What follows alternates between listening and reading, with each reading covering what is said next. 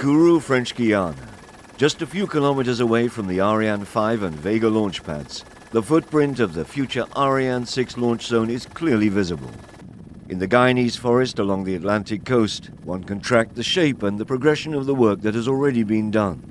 It's an indication that Ariane 6 is now more than a project. It is becoming a reality.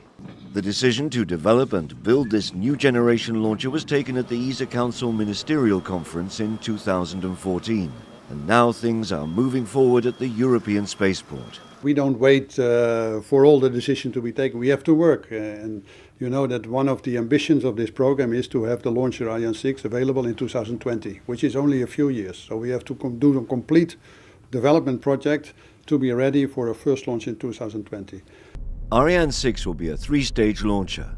The first stage will be using strap-on boosters based on solid propulsion, while the second and third stage will be using cryogenic liquid oxygen and hydrogen propulsion. The modular architecture of Ariane 6 offers ESA the option to use 2 or 4 boosters, depending on the required performance. These boosters will be of the same type as used on the Vega C, an evolution of the current Vega launcher.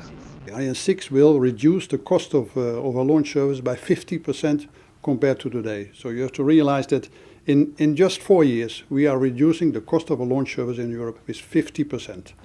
And that is, of course, a major step. And if you think about Ariane 6 in a double launch configuration, we are able to offer a price which is really, really attractive, also in comparison with the competition. The Ariane 6 launcher should allow Europe to prepare for the future and maintain its leadership in the fast-changing commercial launch service market. Meanwhile, Ariane 6 also offers a response to the needs of institutional European missions.